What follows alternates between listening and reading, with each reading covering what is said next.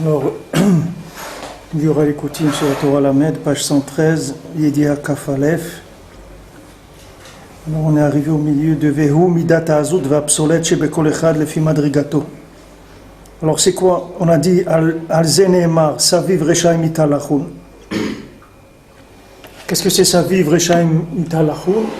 Donc, comme je dis hier, que les Reshaim, ils profitent de la route pour s'arrêter, c'est-à-dire qu'ils profitent qu'on a été obligé de faire une route pour s'arrêter sur la route et glaner des tavot du Olam Hazé. Alors que normalement tout ça, c'est que des fonctions pour avancer. Il n'y a rien qui a été créé pour s'arrêter. Hachem, il n'a rien créé pour que l'homme il contemple, il s'arrête. Il stagne avec ça. Maintenant les Reshaïm, Saviv Italachum, c'est-à-dire que maintenant celui qui est rachat, qu'est-ce qu'il va faire? Il va chercher comme prétexte le fait qu'il a besoin de ça. Comme tu vas voir, le plus grand prétexte qu'il y a, c'est la parnassa. Les gens te disent, mais attends, il faut vivre, non? Il a besoin, d'accord? Il faut vivre. Mais qui est-ce qui t'a dit de travailler 14 heures par jour? Personne qui t'a dit ça.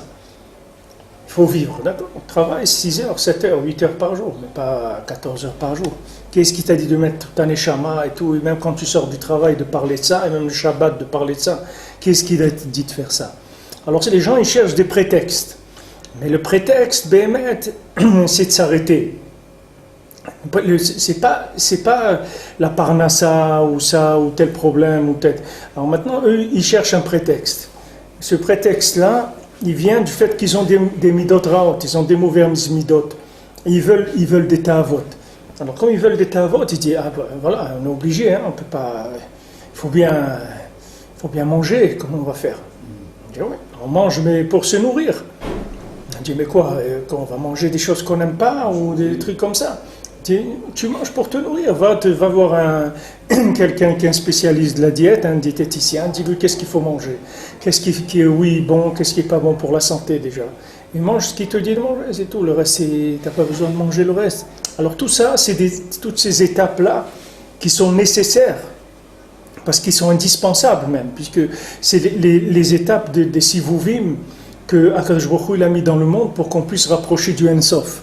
Alors toutes ces étapes des contours qu'il y a pour arriver au point central, elles sont utilisées par 99% des gens comme des aires de stationnement. C'est-à-dire les gens, ils s'arrêtent là-bas. Ils s'arrêtent. Au lieu maintenant de dire, bon, comment maintenant cette chose-là, elle va me permettre d'avancer. Voyons comment cette chose-là, comme Rabbi nous dit, c'est-à-dire comment je peux utiliser cette situation pour me rapprocher d'Hachem. Comment je peux vivre là-dedans et me rapprocher d'Hachem? Quelqu'un il doit voyager pour son travail, par exemple. Il doit aller quelque part pour son travail. Alors il prend un peu des livres avec lui, ou il prend des choses pour faire de la fatsa et tout, il les prend avec lui. Et après, il va rencontrer quelqu'un autre, à qui il peut remettre un livre, à qui il va parler un petit peu, etc. Maintenant, il va découvrir pourquoi il a voyagé. Parce que c'est sûr que ce n'est pas que pour son travail qu'il a voyagé. C'est sûr que, parce que ça n'existe pas. Quelqu'un qui voyage netto que pour son travail, ça n'existe pas. Ça n'existe pas. Parce que ça veut dire que tu vas dire que Hachem, il a créé, Chas v'Shalom, des situations dans lesquelles il ne se trouve pas. Donc ça n'existe pas. C'est-à-dire que n'importe quelle situation, il y a un lévouche, il y a un vêtement qui cache la présence d'Hachem. Mais c'est sûr que dans cette situation-là, il y a une présence d'Hachem. Donc maintenant, tu vas sortir faire des courses, tu vas aller au supermarché, ou n'importe quoi que tu vas faire, il y a là-bas une avodat Hachem. C'est-à-dire il y a une découverte d'Hachem. Maintenant, à toi de chercher, à toi de demander, à toi d'être sur le qui-vive pour découvrir cette chose-là. C'est à toi de faire le travail et à montrer, à être équipé. C'est-à-dire si tu as sur toi un livre pour faire un nafatsa ou un tikkun klali ou quelque chose, ou bien si tu as étudié, pas shoot que tu as des choses à dire si tu rencontres quelqu'un, tu vas voir que Hachem il est messavev, que la personne va venir, va s'asseoir à côté de toi, et si tu n'oses pas lui parler, lui-même il va te parler, et après toi tu n'as plus qu'à déballer, à faire ce que tu as à faire, c'est tout. Parce qu'il n'y a aucune situation qui n'est pas vécue pour le kavod d'Hachem. Et si maintenant quelqu'un, il croit qu'il a voyagé, ou il a fait un travail, il a été pour un travail net, c'est-à-dire que du brassage de la matière, c'est impossible. C'est de la picorsoute de dire ça, ça n'existe pas.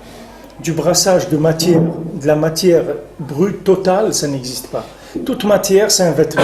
Maintenant, ce vêtement, des fois, des fois, il est presque transparent. Des fois, il est fin. Et des fois, il est plus épais. Des fois, il est très épais. Des fois, il y a plusieurs couches. Mais ça fait rien. Ça fait rien, même s'il y a plusieurs couches. Si tu as la émouna, tu vas traverser toutes ces couches-là. Parce que ça dépend où tu te trouves dans le cercle de rapprochement du point central du message que tu dois recevoir. C'est ça qui compte. C'est-à-dire que maintenant, tu dois recevoir du point central, tu dois recevoir le message. Ton message, il se trouve dans le point central. Maintenant, par rapport à ce point central, toi, tu te trouves plus ou moins loin. Plus ou moins loin, c'est-à-dire qu'on doit te présenter la chose différemment. Comme par exemple, nous maintenant, on est en train d'étudier en français. Alors maintenant, on aurait pu étudier en Lachon HaKodesh. On aurait pu étudier en araméen. Mais on est plus loin dans le cercle. Donc nous, on va rentrer par là. C'est ça notre cercle. On va se positionner pour pouvoir avoir accès au point central. Il y a d'autres qui vont se positionner des cercles encore plus loin. Il y a des gens, Bichlal, que tu ne peux même pas parler avec eux. C'est-à-dire que c'est uniquement, par exemple, de la musique qui va leur faire de l'effet. Mais au niveau de la parole, il n'y a pas de communication possible. C'est impossible. Tous les trucs du cerveau, ils ont été grillés. Il n'y a plus de possibilité. Tout a été pris par Amalek. Maintenant, il reste quelque part dans le cœur quelque chose, une sensibilité à de la musique. Il reste une chose. Une fois, il y avait un vieux monsieur ici, un Polonais. J'ai parlé avec lui, il est venu à Mea Shearim avec un gros appareil photo comme ça. Et c'était un monsieur qui a été rescapé de la Shoah. Et il était complètement dehors, quoi, out de tout. Il faisait rien du tout, ni kashrut, ni shabbat, rien du tout. Mais qu'est-ce qu'il faisait? Il venait, il photographiait les petits-enfants qui sortaient de l'école à Mea Shearim. Et il se faisait des albums et il regardait ça. Il me dit, c'est ça, mon judaïsme, c'est celui-là. Ce que j'ai vécu, ce que j'ai vu dans les camps de concentration et tout, je ne peux pas m'en remettre. Mais ça, quand je vois ça, je me rappelle qu'il y a eu du judaïsme, on a été un peuple et on a quelque chose. Voilà, c'était ça son judaïsme, c'est tout. Ne parle pas avec lui des diborim, des trucs et tout, ça, c'est fini, tout est brûlé, tout a sauté, il n'y a plus, tous les fusibles ils sont morts, il n'y a plus rien. Voilà une nekuda. Cette nekuda, il peut... Alors bien sûr, les gens, ils le laissaient rentrer, il faut photographier même dans les classes, ils le laissaient rentrer dans les classes pour photographier. Parce qu'ils voyaient que ce n'était pas un photographe qui allait vendre les photos, c'était sa vie. Ces photos d'enfants, après il les regardait, c'était sa vie, il vivait avec ça, c'était ça sa Torah. Donc ça c'est un cercle aussi qui existe. Voilà, Hachem il a mis dans le monde tout ça, pour que quelqu'un vienne, il va vivre avec ça. Voilà, il n'a plus rien dans sa vie, et bien il a ça. Ça va lui donner une vitalité, un attachement à Israël, et automatiquement un attachement à Hachem aussi. Alors chacun là où il se trouve, dans le cercle là où il se trouve, il faut qu'il fasse attention de ne pas rester là-bas, c'est tout. C'est tout ce qu'on nous demande. On nous demande d'être en mouvement, ne reste pas sur place. C'est tout ce qu'on te demande. Là où tu es, c'est pas de ta faute, c'est ta classe, cette classe t'a été donnée par Akadosh Baruch Hu, c'est-à-dire c'est Hachem qui a vu quel niveau tu as, donc il t'a mis autour de toi un monde qui correspond à ton niveau de recherche. Maintenant, ce qu'on te demande, les Ma'an Hachem, on te dit, ne reste pas là-bas, ne t'arrête pas. Alors il dit ici que ça s'appelle Saviv Reshaim Italachun, que maintenant, de ça vient le Inyan Vehu Midat Azut Vapsolet Shebekol Echad Lefi Madrigato. Et ça donc c'est la Mida de Azut, c'est l'audace et le Psolet. Et les résidus qu'il va y avoir chez chacun. Chacun, il va avoir une madriga d'audace et de psolète selon son niveau. Ce psolète, c'est des résidus. L'audace, c'est quoi? L'audace, c'est l'exploitation de l'endroit. C'est ce qui s'appelle l'audace. L'audace, c'est comme par exemple dans la halakha que ça existe la chazaka. Ça existe la chazaka. C'est-à-dire que maintenant, l'audace, tu prends l'audace... les grands audacieux qu'il y a eu dans le monde, dans la Klippa, des gens comme Bilam ou des gens comme Lavan, c'est des grandes clipotes, ou Amalek, que c'était le plus grand audacieux du monde. C'est des gens qui viennent, qui font du bluff, c'est-à-dire ils utilisent le bluff pour attraper les gens. Quand Lavan il rattrape Yaakov, il lui dit « Pourquoi tu te sauves comme ça ?» Il me dit, j'avais peur que que tu m'empêches de partir ou autre. Il lui dit, mais tout est à moi. Tes enfants, ils sont à moi. C'est la blata en Tunisie. Ouais, C'est la blata. la blata, ouais. Il lui dit, tes enfants, ils sont à moi. Tes filles, tes femmes, c'est mes filles. Tes petits-enfants, ils sont à moi. Ton troupeau, d'où tu l'as gagné? De chez moi. Donc tout est à moi. Il vient, Lavan, il lui dit, tout est à moi. Tu m'appartiens entièrement. Il dit à Yaakov. Et comment tu vas te défendre contre ça? C'est-à-dire, lui, il vient avec de l'audace. Il vient maintenant exploiter l'audace de chacun.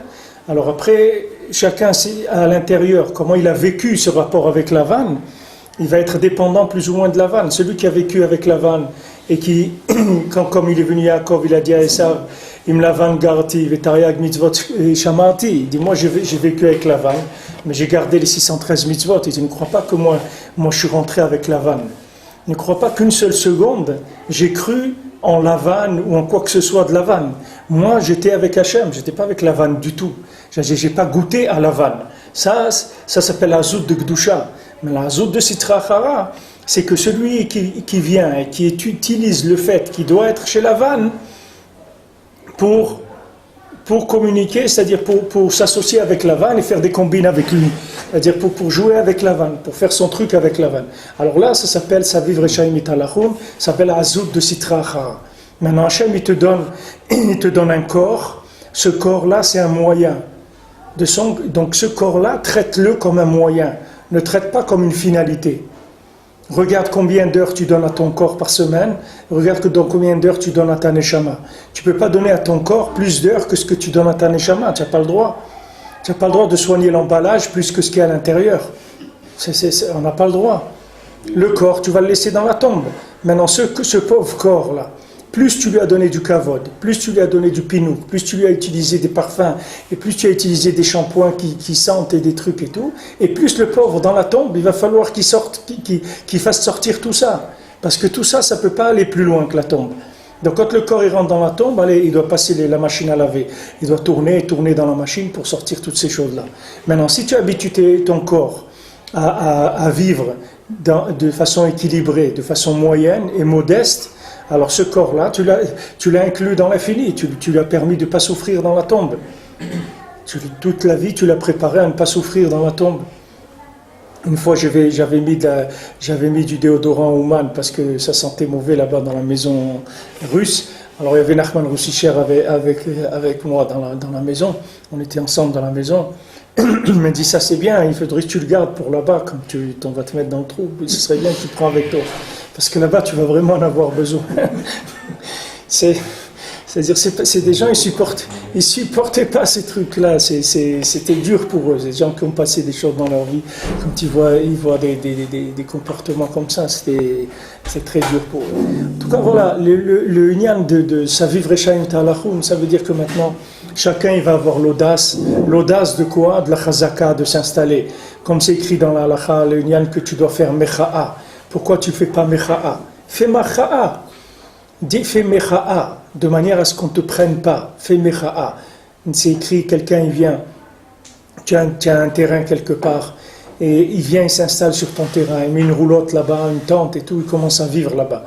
Toi, tu n'es pas sur place. Quelqu'un il te téléphone, il te dit, écoute, tu sais, il y a quelqu'un qui s'est installé sur ton terrain, fais attention, etc. Alors toi, maintenant, tu ne peux pas aller là-bas. C'est un autre pays ou c'est loin, tu ne peux pas aller. Alors tu vas au Beddin, tu dis, voilà, j'ai entendu que quelqu'un s'est installé sur mon terrain, alors je veux faire mecha'a, c'est-à-dire je veux dire que je ne suis pas d'accord, je veux exprimer mon désaccord, je veux que le Beddin, il sache que tel jour et tel jour, j'ai exprimé mon désaccord sur le fait qu'une personne s'est installée sur mon terrain. Maintenant, si tu fais ça, même si tu vas 10 ans après, tu peux récupérer ton terrain. Mais si tu ne fais pas, et il s'installe 3 ans là-bas, quand tu viens, il te dit, vous venez pourquoi? Pour visiter, c'est bien, mais ça fait longtemps qu'on est installé ici. Tu ne peux rien faire du tout. Alors, voilà, il a chazaka. Maintenant, sur nous, c'est la même chose. Le Yetzer Hara, il fait de nous ce qu'il veut. Il vient, il s'installe chez nous. Donc, quelqu'un, il ne peut pas lutter, d'accord? Le Yetzer Hara, il ne peut pas lutter contre lui, il n'arrive pas. Il n'arrive pas à se faire des efforts, il ne peut pas. Mais ça, il peut faire. Quand le Yetzer Hara, il vient attaquer, il dit, regarde, toi, tu m'as fait tomber comme ça, mais sache que moi, je ne suis pas d'accord. Moi, je ne suis pas d'accord, c'est-à-dire que toi, tu as utilisé la violence contre moi, etc., et tu m'as fait tomber, mais moi, je ne suis pas d'accord avec ça. Maintenant, qu'est-ce qu'il gagne avec ça? C'est qu'il ne lui appartient pas. C'est-à-dire, il ne rentre pas dans l'appartenance, dans la chazaka. Il n'est pas mourzak dans le ra. Lui, il est mourzak dans le tov. À chaque fois que l'autre il vient, il dit c'est vrai, tu m'as fait tomber, mais moi je ne suis pas d'accord. Comme disait Allah Shalom Nachman aussi cher, des fois il buvait un peu de vodka. Avant de boire, il disait tu sais, Rabbeinu il ne veut pas qu'on boive de la vodka. Après il buvait. Mais il faisait la mecha'a. Il dit ne crois pas que je ne sais pas ce qu'il faut faire. Je sais ce qu'il faut faire. Boire de la vodka dans la semaine, Rabbeinu ne veut pas. J'arrive pas à résister, mais c'est pas ça, il ne faut pas le faire. Alors ça fait que tu es mourzak dans le tov. Tu appartiens au point central, comme on a dit. C'est-à-dire que tu te référencies toujours au point central. Tu ne te référencies pas au cercle. Tandis que si maintenant tu t'installes dans le cercle, malgré toi, c'est pas toi, tu ne voulais pas, mais tu as été propulsé là-dedans par la vie, par tout ce qui a pu se passer dans ta vie, et que maintenant là-bas tu ne réagis pas, alors tu fais partie du cercle. Il y a les cercles des joueurs de cartes, il y a les cercles de la pétanque, il y a les cercles du pastis, c'est des cercles. C'est des cercles. Ces cercles-là, normalement, ils sont faits pour se rapprocher d'un point central. Tu comprends? Toi, la seule chose que tu as à faire, c'est d'exprimer ton appartenance, c'est tout. En dire Hachem, moi, j'appartiens au point central. Le Shabbat, le Olam Haba, le Tachlit, c'est à ça que j'appartiens. Maintenant, en attendant, je tourne dans la centrifugeuse. Qu'est-ce que tu veux que je fasse? J'arrive pas. Je peux pas sortir de tout ça d'un coup. J'arrive pas. Mais sache, je réitère tous les jours mon appartenance au point central. Et ça fait que tu n'appartiens jamais au cercle. Tu es toujours quelqu'un de passage. Tu es toujours quelqu'un de passage. Comme quelqu'un avait dit au Chafetz Chaim, je crois, une fois, et le Chafetz Chaim était venu le voir, il lui dit qu'est-ce que tu fais là, etc. Il lui dit je suis de passage. Le Chafetz Chaim lui dit moi aussi je suis de passage dans ce rôle-là. Il me dit pas, c'est-à-dire pour eux c'était pas shoot. Le Chafetz Chaim c'était quelqu'un, jamais de sa tête, ça avait quitté de son esprit le fait qu'il est là de passage. Au Rabbi Nathan on dit que jamais la mort elle a quitté sa mémoire une seule seconde dans sa vie. Il était toujours conscient de la mort. C'est quelque chose qui était toujours présent à ses yeux. Parce que ça te fait agir différemment. Même si tu es dans les cercles, c'est dans un cercle n'importe où tu t'es trouvé. Tu t'es trouvé propulsé dans un cercle parce que la vie elle a fait comme ça, parce que tu avais besoin d'un travail, parce que n'importe quelle situation où tu as été amené à vivre cette chose-là. Mais d'exprimer ta liberté et ton appartenance, ça personne ne peut te l'enlever. Personne ne peut t'enlever ça. Et c'est ça que c'est là où les gens ils tombent, c'est les gens où ils se trompent, c'est qu'ils pensent que du fait qu'ils ont été pris dans un cercle, alors ça y est, ils appartiennent au cercle. C'est pas vrai, c'est toi qui décides. Quand il dit dans le Sipurei Masiot, quand le démon il vient, il ouvre sa bouche et il dit au Chacham, si tu veux, alors je t'avale. Alors les Mefarshim ils disent, uniquement si tu veux, je t'avale. Mais si tu veux pas, je t'avale pas. Parce que tant que maintenant tu es mouré, tant que tu fais mecha'a, c'est-à-dire que tu exprimes ton désaccord, tu appartiens au point central, tu n'appartiens pas au cercle. Comme on fait ici quand il y a eu des trucs, des défilés, des trucs, des gays là, trucs à Jérusalem, les rabbinim ils ont dit, il n'y a pas de violence, il n'y a rien, on va se réunir en public et dire que nous, on n'est pas d'accord avec ça. Nous, on appartient, on est le peuple d'Hachem, et ça, c'est interdit par la Torah. Donc, nous, sachez que c'est pas parce qu'on sort pas dans la rue casser des choses ou qu'on n'utilise pas des armes et tout qu'on est d'accord avec vous. On n'est pas d'accord, et c'est la seule chose qu'Hachem il veut. Et si maintenant quelqu'un il fait pas ça, ça veut dire qu'il est d'accord. Si quelqu'un il n'exprime pas son désaccord, il y a un accord tacite qui se fait automatiquement. Il faut que le désaccord il soit exprimé. L'accord, il n'a pas besoin d'être exprimé parce que tu es là-bas. Tu comprends? Tu n'as pas besoin de dire je suis d'accord qu'il y ait des trucs de gays qui vont défiler à Jérusalem. Puisque tu es là, tu habites à Jérusalem, ils sont là devant toi. Tu n'as pas besoin de dire que tu es d'accord. Mais tu n'es pas d'accord, il faut le dire. Il faut l'exprimer. Tu dis Hachem, moi je ne suis pas d'accord. Voilà, et c'est tous les jours. Il me fait ça, il me fait ça, il me fait ça, je veux que tu saches que je ne suis pas d'accord avec ça. Moi, je t'appartiens à toi. Mil Hachem est là, comme il a dit Moshe. Qu'est-ce qui est avec Hachem? Il vient vers moi. Il vient de mon côté. Voilà, il vient de mon camp, dans mon camp. une appartenance au camp d'Hachem. Ça s'appelle la Zout d'Ikdusha, et c'est le contraire de l'audace de la Sitra Achara. L'audace de Sitra Achara, toi tu crois que c'est un gars qui va faire des choses? Non, quelqu'un qui se tait, ça s'appelle l'audace de Sitra Achara.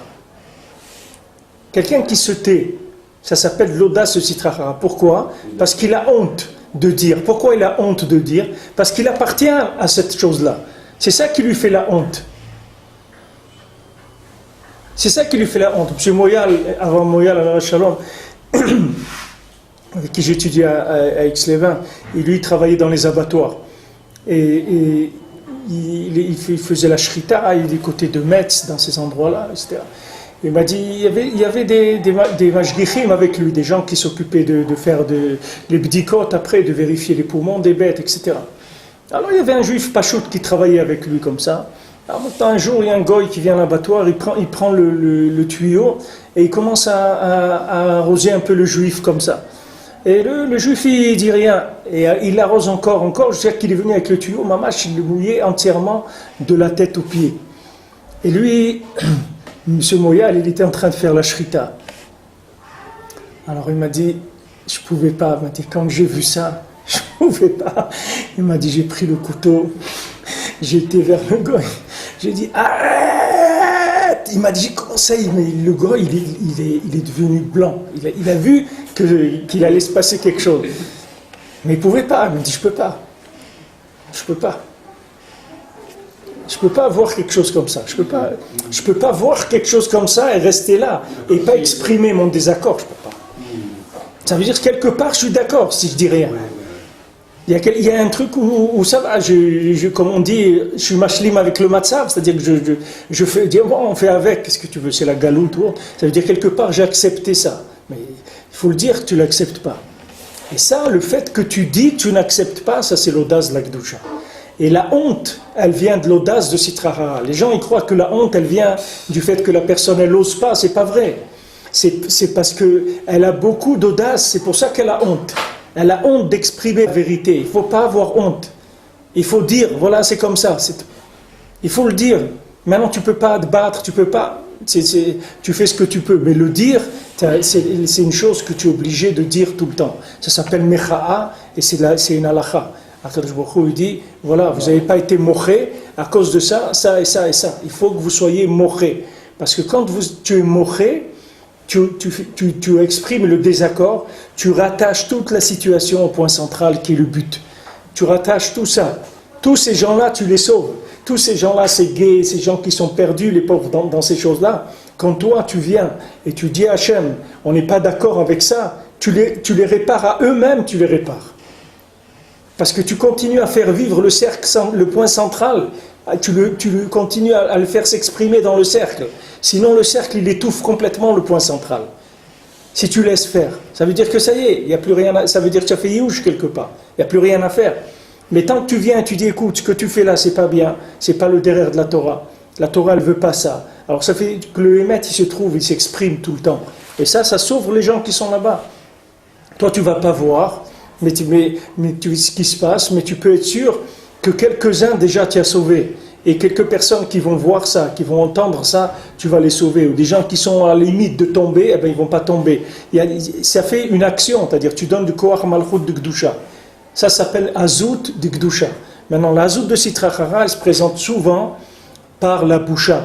Et si vous regardez dans les Chot Tolaïm, dans Rabbi Nathan, dans les l'écouter à la Chot sur le Inyan des vers, des rampants, on explique tout l'Inyan des rampants, c'est la honte de Sitra Achara. Tous les trucs qui rampent là, des mille pattes et toutes ces choses-là, c'est des formes de bestiaux qui incarnent la honte de la Sitra Achara. Cette audace de Sitra Achara qui se manifeste en honte, c'est ça fait les rampants. C'est-à-dire qu'ils ont plein de pattes, ils rampent. Ils tiennent pas sur leurs pieds. Ils ont pas, même s'ils ont 1000 pattes, mais c'est pas des pieds, ils rampent. C'est-à-dire ils sont au contact. Ça, c'est le principe de quelqu'un qui a honte d'exprimer la vérité. Quelqu'un ne doit pas avoir honte d'exprimer la vérité. Bien sûr, il ne faut pas exprimer s'il sait que ça fait rien du tout, que ça va déclencher c'est pas la peine d'être violent, ni d'être agressif, ni d'être moqueur, rien du tout. Il faut dire, voilà, sache que ce que tu fais là, c'est pas bien. Ce que tu fais là, c'est pas bien, c'est pas ça qu'il faut faire. Cette chose-là, elle n'est pas bien, c'est pas en accord avec Hachem, c'est tout. Tu peux le dire gentiment, il n'y a pas besoin de faire ni des coups, ni rien du tout. Parler, c'est tout. Mais il faut le faire, c'est important. Sinon, ça s'appelle Azout de Sitra Achara et ça donne des rampants. Et les gens, ils sont mis de galgal dans des rampants. Des gens qui n'ont pas été mochés, des gens qui ont eu honte et qui n'ont rien dit, etc. Après, il se passe des réincarnations dans des formes qui sont chez Mishmo. והוא מידת העזות האבסולוטית שבכל אחד לפי מדרגתו, בהשתלשלות למטה מהשתלשלות כנ"ל. Quand ça se répercute, répercussion après répercussion, ça arrive complètement en bas dans la הזות de Sitra Achara. אבל לא כן תכלית הזכות שבעזות ועושר ופסולת שחרות בת העין. Mais c'est pas du tout ça le but et la zakout, c'est la clarté qu'il y a dans l'audace et dans la richesse du psolète de Shachrut Bataïn. C'est-à-dire que maintenant, il y a une Shachrut Bataïn, c'est-à-dire il y a une noirceur qui est la noirceur de la pupille de l'œil. La noirceur de la pupille de l'œil, c'est quand tu as nettoyé le moyen et tu l'as rendu complètement un moyen. Maintenant, ça reste toujours un moyen, parce que ce n'est pas une finalité en soi. Ça reste un moyen. Mais ce moyen-là, tu l'as rendu transparent. Par exemple, quand Moshe Rabbeinu, il a la richesse, quand Akadosh Baruch Hu, il dit Psol Lecha, les Luchot Arishonim, le Psol Lecha, les Luchot, que Luchot Arishonim, alors quand Rabbeinu dit Psolet Yeshelcha, c'est-à-dire que maintenant le Psolet des Luchot, il va être à toi, il lui dit aussi que maintenant, à travers ce Psolet-là des Luchot, il va arriver maintenant à se connecter. C'est le nouveau kit de connexion. Il y avait un kit de connexion qui s'appelle les Luchot Rishonot. Ces Luchot Rishonot, c'était des Luchot, des tables de la loi dans lesquelles il n'y avait pas d'oubli. Qu'est-ce que ça veut dire, il n'y avait pas d'oubli? Il n'y avait pas une possibilité de se tromper sur le but d'une chose. C'est-à-dire avec les premières Luchot, tu voyais clair tout à quoi ça sert. Tout ce qu'il y a dans le monde, tu le voyais à quoi il sert à se rapprocher d'Hachem. C'est comme si tu as des outils devant toi. Tu rentres tu as des outils et tu sais exactement dans ton métier, par exemple tu es menuisier, tu cherches chaque truc à quoi il sert. Ça sert à limer le bois, ça sert à faire des trous, ça sert à arrondir, chaque outil tu sais exactement à quoi il sert. Ça c'était les Luchot Rishonot, il n'y avait pas de chikra, c'est-à-dire il n'y avait pas d'oubli sur l'intention de chaque objet dans la création. Maintenant les deuxièmes Luchot, il y avait la chikra, ça y est. La deuxième Luchot, il y avait la chikra. Qu'est-ce que c'est cette chikra? C'est que tu vois quelque chose, tu ne sais même pas à quoi ça sert. Même la Torah, tu ne sais même pas à quoi ça sert. C'est quoi la source de la Shikra, on avait dit? La source de la Shikra? Oui, c'est-à-dire d'où elle vient, La Shikra, c'est la Shikra, l'oubli. Non, la Shikra, elle vient du manque de reflet, c'est-à-dire dans la matière. Ouais, c'est-à-dire qu'il n'y a pas le reflet, c'est le principe lunaire. C'est-à-dire quand la lune, elle n'est pas transparente, alors elle n'arrive pas à refléter la lumière du soleil. C'est ça qui fait l'oubli. L'oubli, ça veut dire que tu n'arrives pas à voir la chose comme elle est, béhémet. C'est-à-dire il y a un voile dessus. C'est flou, l'image elle est floue. Et des fois même elle n'est pas floue, c'est une autre image complètement des fois. Amalek, lui, des fois il projette des images qui sont fausses complètement fausses. C'est-à-dire la personne elle a une interprétation de la vie ou du travail, elle a des coefficients dans sa vie qui sont faux complètement. Quand elle va faire passer par exemple son travail avant sa famille ou avant ses enfants, c'est des coefficients qui sont complètement faux. C'est l'idée de travailler 14 heures par jour, c'est pas le cas. Voilà, c'est des choses qui sont... Mais ça, c'est des placements de Amalek. C'est Amalek qui vient fournir des choses comme ça. Alors, pourquoi il peut faire ça? Parce qu'il y a les deuxièmes Luchot. Les deuxièmes Luchot, il y a la Shikra. Mais cette Shikra, c'est une Tova. C'est une Tova, c'est un bienfait pour qui? Pour les gens qui sont installés dans les cercles autour. Parce que ces gens-là, si maintenant tu empêches que ces cercles autour, ils vivent de manière complètement indépendante, alors ces gens-là, ils n'ont plus de raison d'exister, Birlal.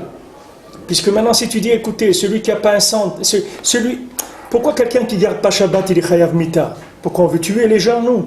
Pourquoi quelqu'un qui ne fait pas Shabbat, il est condamné à mort? Nous, on cherche à tuer les gens, nous, on veut les aider, les gens. Pourquoi Parce que quelqu'un qui perd le contact avec le point central, il n'a plus rien à faire sur Terre. Parce que sa vie, c'est rien, il va tourner en rond, ça ne sert à rien. Il va être en orbite comme ça, il va tourner sans arrêt en orbite. À quoi ça sert le pauvre? Il va souffrir, il va faire des avérotes, il va se charger avec plein de choses qu'après il faut se décharger de tout ça et souffrir pour enlever tout ça. Alors pour le réparer, on dit écoute, tu as cassé le contact et le point central, et il vaut mieux que tu partes tout de suite. Il n'y a plus rien à faire ici. Enfin, il vaut mieux que tu partes et la mort que tu auras, c'est la réparation de tout ce qu'il y a pu avoir et tu vas partir, mais tout calme. Celui qui a Mitat Beddin, il va au Gan Eden, il ne va pas au Gehinnom.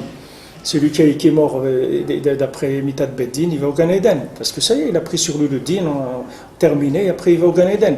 Mais maintenant, on n'a même pas ça. Maintenant, il y a même, c'est une folie totale. Alors celui qui s'est déconnecté du point central, Béhémet, c'est une sakana. C'est pour ça qu'on est considéré comme un goy, le kol davar, etc. Parce qu'il a plus dans sa vie, tu ne peux plus trouver le repère. Si tu le suis, il ne sait pas où il va, bichlal. Donc tu ne peux plus trouver Shabbat dans sa vie. C'est-à-dire, qu'est-ce que tu es venu faire? Si tu le fréquentes, tu ne vas pas savoir ce que tu es venu faire sur terre. Parce que dans sa vie, il n'y a rien qui laisse presser cette chose-là. Parce qu'il n'est pas en contact avec le point du Tachlit Shamayim Va'aretz qui est Shabbat, qui est Shinbat. Alors il dit qu'ici, quand tu descends dans Shinbat, Bataïn, le lien de la pupille de l'œil, là-bas, chez le tzaddik, cette pupille de l'œil, qui est par exemple l'argent aussi, c'est uniquement pour le guilouï de la Torah, c'est tout. C'est-à-dire, quand le tzaddik il a de l'argent, il n'a rien.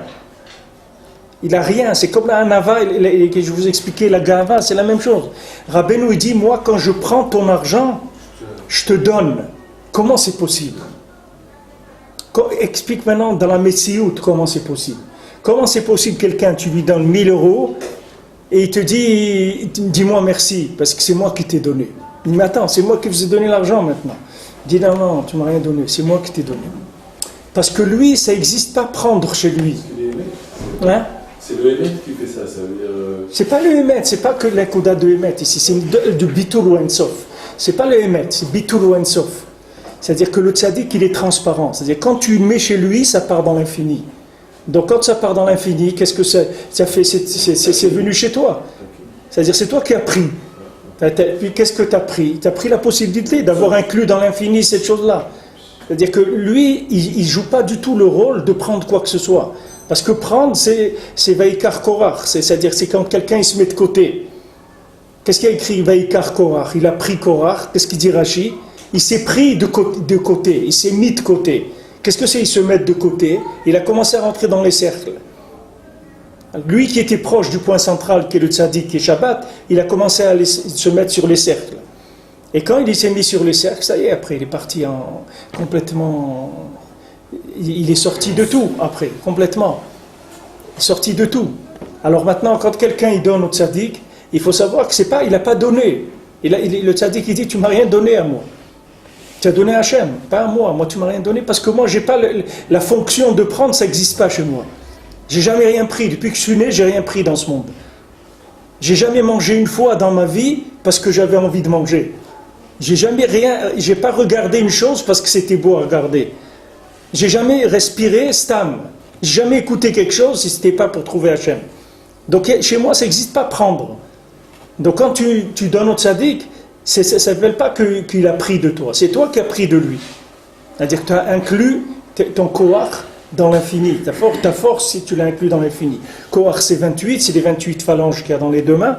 Donc quand tu as travaillé pour gagner ta parnassa, tu as donné au tzaddik, le tzaddik lui, automatiquement ça va dans l'infini. Donc tu reçois, tu es mitbarech miyad. Tout de suite il y a la bracha de cette chose-là. Tu n'as aucun souci à te faire. Le tzaddik, tout de suite il te renvoie. Il n'y a pas Pourquoi? Parce que lui, il n'existe pas. C'est ce qu'il dit ici. La noirceur à lui, c'est-à-dire la contraction, que ça doit passer par des moyens qui sont des moyens terriens, des moyens humains. Ce n'est pas des moyens comme toi, tu les vis. C'est des moyens qui ont été complètement nettoyés de toute présence de Amalek, de toute présence de profit de ce monde. Donc, c'est des moyens qui sont uniquement dédiés à l'infini, comme le Beth Amikdash. Tu ne peux pas rentrer au Beth Amikdash et là-bas tu vas trouver un moyen de retourner quelque chose. Il n'y a rien à retourner au Beth Amikdash. Tu ne peux rien retourner. Parce que c'est un endroit qui a été spécifiquement fixé par Hachem et tout ce qui se passe là-dedans, c'est uniquement la présence d'Hachem. Mais le tzaddik, c'est pareil. Quand tu rentres dans son cercle, le tzaddik, tu rentres dans le Beth Amikdash mamash. C'est-à-dire que là-bas, il n'y a plus de présence. Amalek, il ne peut pas rentrer là-bas. Il est interdit d'entrer là-bas, il ne peut pas rentrer. Alors lui, le tzaddik, son seul souci, c'est comment attacher toujours dans l'Olam Hazé tout ce qu'il a comme Torah, comme compréhension, etc. Il doit chercher dans ce monde toujours des moyens pour pouvoir justifier le fait qu'il a fait descendre la Torah dans ce monde. Une fois, par exemple, Rabbeinu, c'était un Shabbat, et Rabbeinu, il a donné une Torah, et à la fin de cette Torah, il y avait un passouk qui devait expliquer. Alors Rabbeinu, il a dit Shabbat, il a dit la Torah. Quand c'est arrivé le moment d'expliquer le passouk, il a dit, bon, ce passouk, je n'explique pas maintenant. Alors il y avait Rabbi Nathan, Rav Naftali, ils ont insisté, ils ont dit, non, dites-nous l'explication et tout. Rabbeinu, il a dit, pour l'instant, il n'y a pas d'explication. Maintenant, après, dimanche, il est arrivé un jeune, que ce jeune-là, il était en voyage pour venir Shabbat chez Rabbeinu, et il n'a pas pu, il a eu des kouvim, il a eu des problèmes sur la route, donc il est arrivé que dimanche. Mais maintenant, il devait retourner chez lui, donc il est resté un jour. Maintenant, dans l'explication du passouk que Rabbeinu veut dire, là-bas, il parlait de ce qu'elle dit la Gemara, Barberav de Chadioma. Il y a un élève d'un jour, l'élève d'un jour. Alors Rabbeinu, il savait que maintenant, ce qui était en train de se passer, il ne pouvait pas sortir l'explication tant qu'il n'y avait pas une manifestation dans le vécu qui justifie l'expression de cette Torah-là. Donc dès que le gars il est arrivé, Rabbeinu l'a dit, oui, l'explication du passouk, il leur a dit. Alors tout de suite, Rabbi Nathan, il l'a vu. Il a vu tout de suite pourquoi Rabbeinu ne l'a pas voulu dire Shabbat et pourquoi maintenant que ça s'est passé. Rabbeinu il a dit, pour te dire que le problème du tzaddik, le problème du tzaddik, c'est le problème à l'envers du monde. Le monde, lui, il cherche comment sanctifier les moyens pour ne pas se faire attraper par les moyens et rester complètement dans ce monde, c'est-à-dire pour ne pas se faire attraper par l'argent, par les plaisirs de ce monde. Le tzaddik, c'est le contraire. Lui, il a tellement quitté les moyens du monde que même des moyens pour amener sa Torah, il n'en a pas. Il est en train de chercher des moyens à chaque fois. Comment je vais faire descendre un enseignement ? Je n'ai pas le droit. J'ai pas le droit, quand je vais amener un enseignement comme ça, je peux pas, il va servir à rien de toute façon, puisqu'il n'aura pas eu d'assises dans le monde. Donc il attend, il est à la recherche tout le temps de situations qui correspondent à des enseignements qu'il doit emmener. Et dès qu'il y a une situation qui correspond à un vêtement, quelque chose qui va habiller sa Torah, alors il la fait descendre. C'est à l'envers de la plupart des gens. La plupart des gens, ils cherchent à sortir, lui il cherche à rentrer. Lui, c'est ce qu'il a dit Rabbeinu, le problème c'est pas le retzo, c'est pas de courir vers Hachem. Mon problème c'est chauve, c'est de revenir. C'est quoi revenir ? C'est ça. C'est-à-dire qu'il doit s'arrêter un moment et dit, je dis pas. Maintenant lui, il l'a vu la Torah, là où il l'a vu. Lui il sait l'enseignement, mais il ne peut pas le dire. Et il le dit pas. Il attend qu'il y ait une situation qui vienne et qui va être propice à correspondre à ça. Et comme il dit Rabbeinu, Hachem il m'aide tout le temps, qui me donne des choses, des situations qui manifestent les vêtements que j'ai besoin pour ma Torah. C'est une siyata d'Ishmaya, c'est une aide extraordinaire. Donc lui, quand le tzaddik il descend dans le noir, ce qui s'appelle le noir, c'est-à-dire la contraction pour voir clair, ça c'est pas le noir comme nous on parle du noir. C'est un noir qui est complètement kadosh. C'est Bataïn, c'est la pupille, c'est la fille d'Avraham Avinu qui s'appelait Bakol Shma, il y avait Avraham qui c'était Bakol Shma. Tous ces principes-là, c'est des principes purifiés complètement. C'est quand on a complètement épluché la matière, qu'il ne reste plus rien, c'est-à-dire c'est que tu tikkun de la levana, c'est-à-dire tu ne vois plus la lune, tu vois que du soleil, il n'y a plus de lune. Pourquoi ? Parce que la lune, elle s'est tellement placée en face du soleil, elle est tellement polie et transparente que tu regardes les deux, tu ne peux pas voir la différence. C'est à ça qu'on va arriver. C'est pour ça que c'est Nyan de Levana, c'est David Améler, pourquoi on crie après, quand on fait Birkat à Levana, on fait David Améler Israël, Chai Vekayam et tout. Parce que c'est ça qui touche à Levana, c'est des Metaken la Levana. C'est quoi être Metaken la Levana ? Metaken la Levana, ça veut dire que tu enlèves des couches d'obscurité, des vêtements à chaque fois. Tu enlèves des écrans de la lune, de manière à ce que le soleil se reflète à chaque fois de plus en plus. Chaque fois de plus en plus, jusqu'à que le soleil, il est la même, que la lune, elle a la même lumière que le soleil, à ce moment-là, ça y est, c'est Yichud, qu'on appelle du Meor HaGadol et du Meor HaKatan, comme le Sipur et Masiyot, où Rabbeinu raconte du Rav, et du Talmud, du Rav et du fils du Rav, qui devait aller chez le Tzaddik, qu'il était Meor HaKatan. Le fils, il était le petit luminaire, et le tzaddik, c'était le grand luminaire, ils s'étaient rencontrés, alors il y aurait eu la Géoula. Il y a des gens sur terre aussi qui sont ces principes-là. C'est-à-dire, c'est pas qu'un principe lunaire et soleil uniquement, c'est que toutes les situations de la vie, elles sont comme ça. C'est-à-dire, il y a une situation qui est solaire et une situation qui est lunaire. Et il faut les faire se rencontrer à chaque fois. C'est ça que tu as trouvé Hachem. Ça, c'est lunaire quand tu vois de la matière, c'est lunaire. C'est-à-dire, tu vois que c'est caché, il n'y a pas de lumière dans la matière. Mais c'est pas vrai. La matière, elle a de la lumière. Seulement, il faut que tu la places à l'endroit qu'il faut la placer, c'est tout. Quand le fils du roi il vient devant le trône, il voit tout de suite que les objets ne sont pas à leur place, c'est tout. Il dit la rose, tu la prends, tu la mets là. Ça, tu prends, tu le bouges là. Ça, tu fais comme ça. Et ça y est, tout va se réparer. Il n'a pas changé quelque chose, parce que tout est là. Tout est là. On n'a pas besoin d'autre chose. Des fois, les gens ils pensent que s'ils avaient d'autres choses, alors ça aurait mieux marché. C'est pas vrai. Tout ce qu'il y a sur terre, c'est la vie de chacun. Il vit les situations les plus parfaites par rapport à ce qu'il doit faire dans sa vie. Seulement, il doit voir comment assembler les éléments solaires et lunaires, c'est tout. C'est-à-dire, où est-ce qu'il y a une vérité qui est cachée que je dois révéler maintenant? Comment révéler? Comment utiliser cette chose pour Hachem? Ça, c'est ça le principe de la lune. La lune, c'est un grand date. La lune, elle est très grande date. C'est-à-dire qu'elle a compris que la matière, si elle ne se diminue pas, il n'y a plus de libre arbitre. Donc elle s'est diminuée. Maintenant, le but, c'est de la ramener à éclairer comme elle était avant. Elle s'est diminuée. Hein? D'elle-même. C'est-à-dire d'elle-même. Akash Baruch Hu lui a dit de se diminuer. Parce qu'elle a posé une question qui était une question fondamentale. C'est-à-dire comme maintenant... C'est toutes les questions même qu'il y a chez les goïms sur le lien de l'homme et de la femme, de l'égalité entre l'homme et la femme, tout ça, c'est le même problème, c'est juste traduit dans un autre langage, c'est tout. Mais c'est le même problème que la lune, elle a dit au soleil, elle a dit à Hachem, comment on va faire porter deux luminaires, ils vont porter une couronne, la même couronne, c'est pas possible. Elle a dit, t'as compris, alors diminue-toi. C'est-à-dire, la lune, elle est devenue féminine. Normalement, elle aurait pu être masculine, mais elle est devenue féminine. Elle a compris que la matière, elle devait reculer, la présence d'Hachem, elle devait reculer dans la matière pour pas enlever le libre arbitre aux gens. Donc Hachem, comme on a vu, sa grandeur, c'est son humilité, c'est-à-dire il se cache de plus en plus. Pourquoi? Pour te permettre de chercher. Allez, tu vas chercher dans un cercle qui est plus loin, il te laisse aller dans des cercles de plus en plus larges. Le quart, c'est que tu le cherches tout le temps, c'est tout. Il te permet d'aller dans les cercles les plus larges qui est pour que tu puisses le chercher. C'est la hanava d'Hachem. Alors que si Hachem il vient et te dit je suis là, tout de suite il t'amène au point central. À la seconde même, tu viens au point central. Si Hachem il vient et te tire les oreilles, tu viens tout de suite au point central. Il n'y a pas de problème, mais tu n'auras pas eu de libre arbitre. S'il n'y a pas de libre arbitre, on n'a rien fait du tout.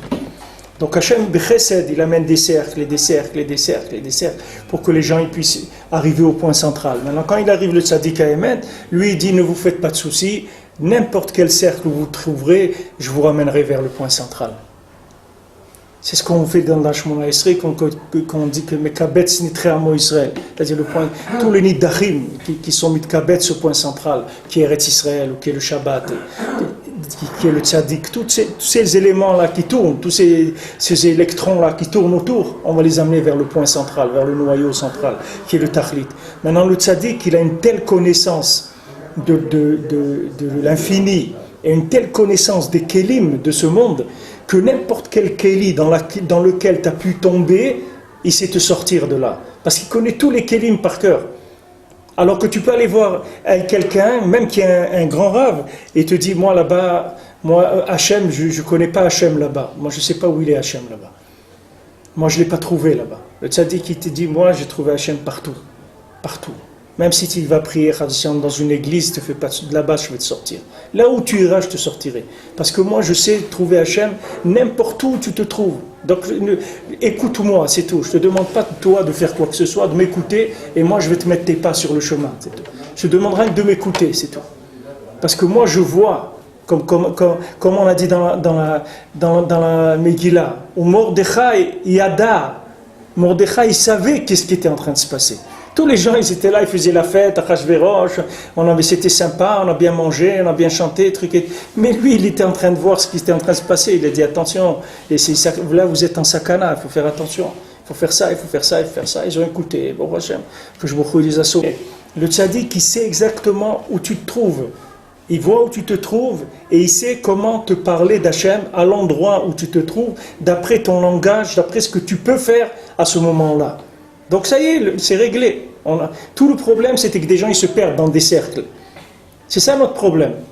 Comme Rabbeinu rapporte dans la Torah de Hayé, il dit que des fois, le berger, il ne peut pas aller où il va aller chercher une brebis.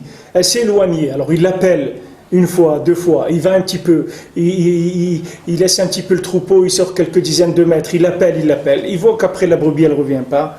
Alors il fait où je suis sur la brebis, il dit qu'est-ce que je vais faire, j'ai tout le troupeau et tout, comment je peux pas. Alors il laisse tomber. Alors David Amelech il demande Bakesh Avdecha. David Amelech il demande à Hachem cherche-moi, Bakesh Avdecha, cherche-moi. Qui mitzvotecha lo shacharti, parce que tes mitzvot je ne les ai pas oubliés. Ça veut dire que David Amelech il dit tant que je reconnais encore le son de la voix du berger, appelle-moi. Parce qu'il va arriver un moment, comme il a dit le Chafetz Chaim, il a dit il va un moment où Mashiach il va venir, il va être tout seul le pauvre. Parce que les gens ils ne se rendent pas ce que ça veut dire Mashiach. Donc il va venir Mashiach, il va être seul, il va vouloir ramasser des gens, il va trouver personne. Parce qu'il n'y aura personne qui saura ce que c'est Mashiach. Les gens ils sont éloignés, ils ont été dans d'autres fermes ou dans d'autres endroits, vivre, ils sont développés dans des endroits complètement différents. Ils ont un esprit, des concepts complètement différents. Qu'est-ce que tu vas leur parler maintenant de Mashiach? De dire ça, pas de quoi tu parles. Alors il dit, Bakesh Avdecha, fais vite, tant qu'on se rappelle de la voix. Alors Rabbeinu vient et te dit, ne te fais pas de soucis. De là où tu te trouves, je vais te ramener. Ne t'inquiète pas. Là où tu t'es perdu, je vais te ramener. Reste tranquille, c'est tout. Fais ce que je te dis de faire et ne te fais pas de soucis, je vais te ramener. Ça, c'est la maîtrise de la noirceur d'en bas.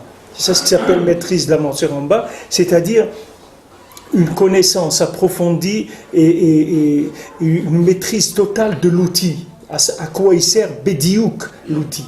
Pas à peu près.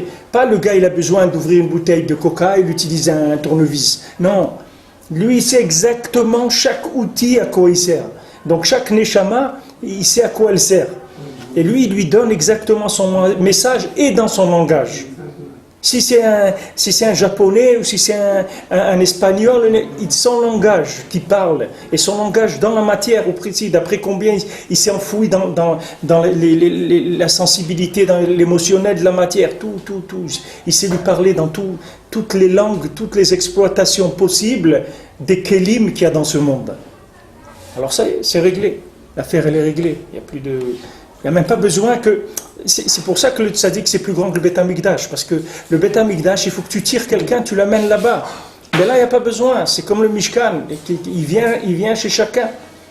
Là où il est, il dit, bon, viens, on va faire un Mishkan chez toi. Il dit, mais moi, j'ai pas d'idée, on ne fait pas, il y a tout ce qu'il faut chez toi. Tu n'as besoin de rien, tu as déjà tout ce qu'il faut pour qu'il y ait le Mishkan chez toi. Ce qui fait le tzaddik, c'est ce qu'il rapporte ici, que maintenant... אבל לא כן תכלית הזכות שבעזות ואושר ופסולת שחרות בדין הרופא והרב בעצמו, c'est-à-dire le médecin et le rave lui-même, quand il parle du rofé, du rave lui-même, vous voyez que c'est un médecin, c'est un rave qui est un médecin, c'est pas un rave de connaissance, c'est un rave qui est un médecin, il s'appelle un rofé nefashot, c'est pas qu'un rave qui a des connaissances de Torah et qui va te donner des connaissances de Torah. C'est un médecin, c'est-à-dire il connaît les maladies, il connaît les médicaments, et c'est quelqu'un qui est sur le terrain. C'est-à-dire là où on utilise le mot rofé, ça veut dire qu'il est déjà dans une action qui est directe par rapport à l'individu. C'est pas quelque chose de général, comme tu dis le rave, un rave. Un rave, c'est un rave. Il est grand dans la Torah, etc. Il peut enseigner beaucoup de choses. Mais un médecin, c'est quelqu'un qui va agir directement. Il va soigner. Donc le rave, il a un côté où il est médecin. C'est-à-dire c'est un rofé nefashot. Ki hu sheisuvev alav beinyan hakatuv psol lecha.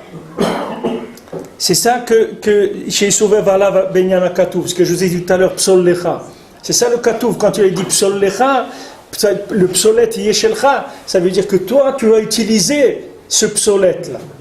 Ce psolet là des louchot, c'est-à-dire le fait que maintenant on a fait passer la Torah par quelque chose de matériel, c'est-à-dire qu'on a exprimé la Torah à un niveau beaucoup plus bas, ça va te permettre à toi de pouvoir maintenant communiquer avec le Ham Israël à ce niveau-là.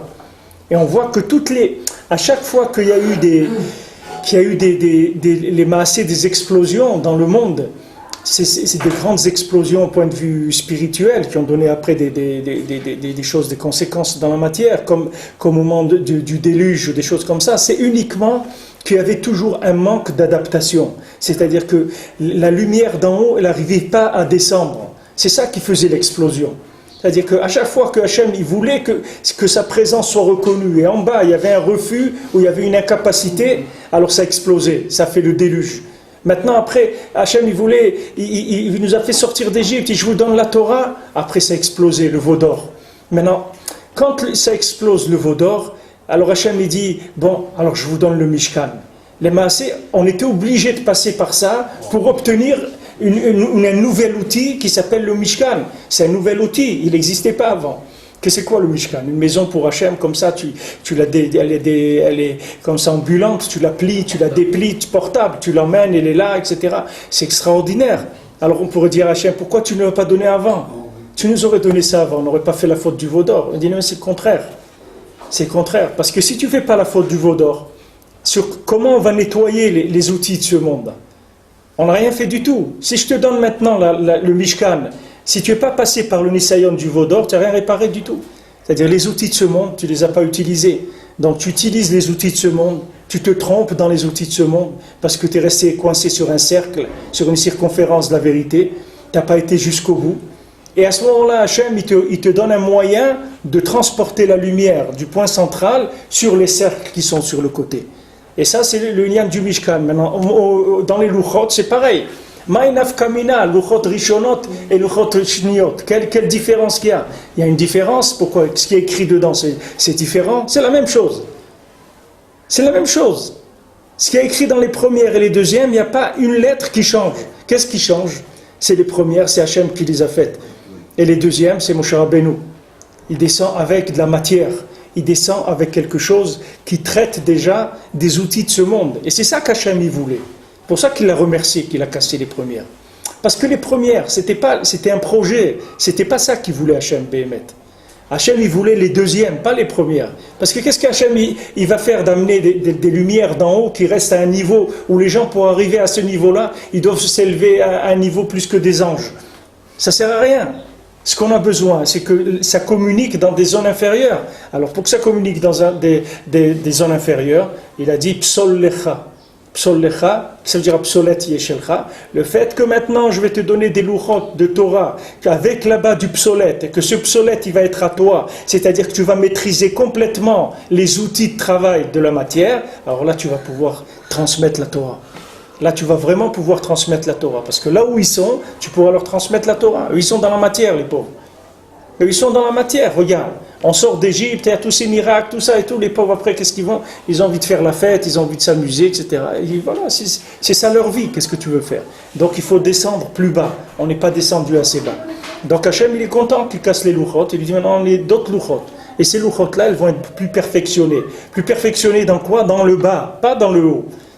Pour descendre plus bas, c'est ça la perfection, c'est d'arriver à descendre plus bas et là-bas rester attaché au point central, qui est le Shabbat, qui est le Tzadik, qui est le Tachlit, qui est Eretz Israël, toutes ces choses-là qui représentent la Nekuda du centre de l'humanité, qui est la connexion avec l'infini.